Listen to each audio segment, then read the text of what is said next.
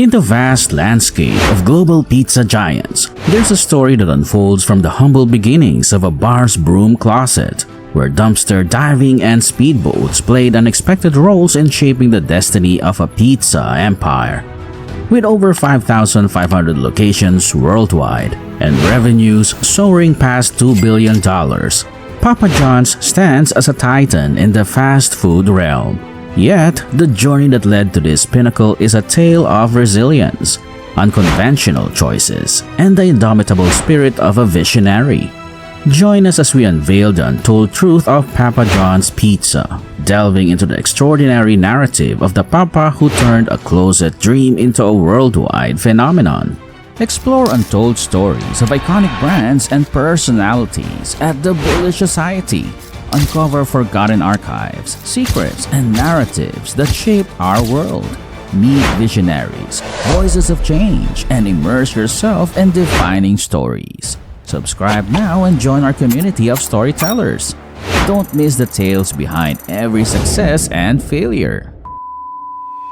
In 1977, 15-year-old John H. Schnatter landed his first job at Rocky's Sub Pub in Jeffersonville, Indiana. Initially a dishwasher, John's ambition quickly shifted to pizza prep. Despite the Fundrisi family's insistence on keeping pizza baking within their kin, John's persistence paid off when a positive review transformed Rocky's into a thriving spot. Post-high school, John pursued a business administration degree at Ball State University. A brief stint at Wendy's redirected him to Greek's, a local pizzeria where he learned efficient pizza production. In 1982, envisioning a pizzeria rivaling industry giants in taste and quality, John drew inspiration from the mom-and-pop feel of Greeks. Crafting menus, floor plans, and recipes during his free hours, John sought a name for his dream pizzeria. A college buddy provided the perfect logo and name, Papa John's. Lacking funds, John stored his dreams in a cardboard box. Post-graduation, John faced job rejections until his father, Robert, offered him a challenging proposition. Managing the struggling Mix Lounge, a tavern on the brink of collapse, John tackled a $64,000 debt, low-quality food and drinks, and shattered employee morale.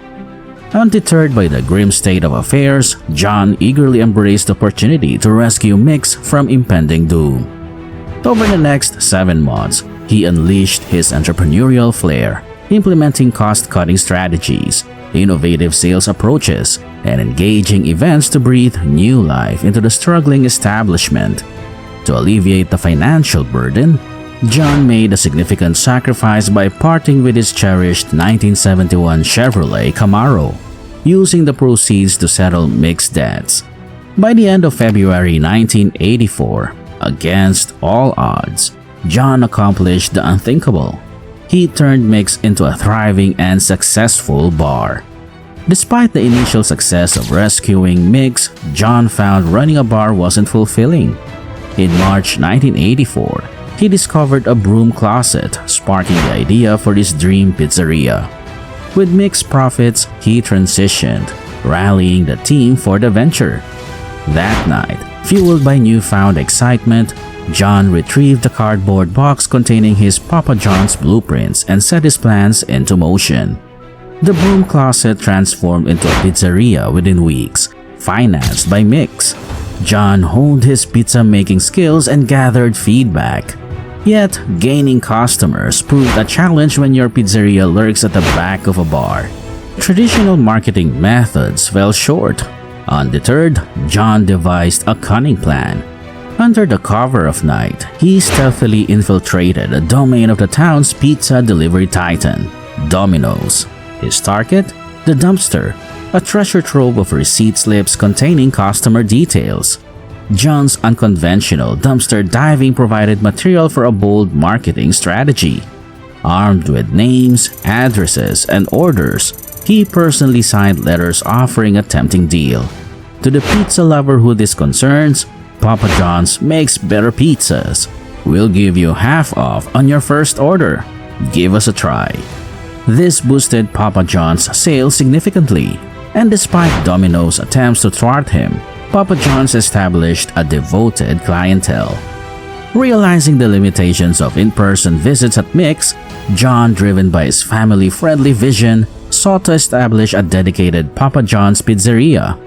In February 1985, with ambition and a $40,000 loan, he secured an abandoned KFC next to Mix. Budget constraints turned John and his team into architects and builders, working tirelessly to bring their vision to life. Juggling operations at Mix and the makeshift pizzeria, the team endured grueling round-the-clock construction.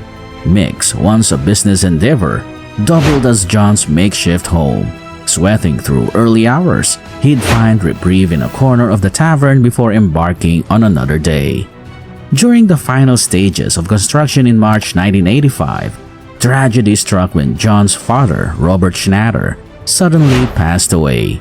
Shattered by the loss, John, driven by a determination to honor his father's legacy, turned towards the unfinished pizzeria. Armed with a hammer and nails, he recommitted himself to the shared dream, resolved to make his father proud.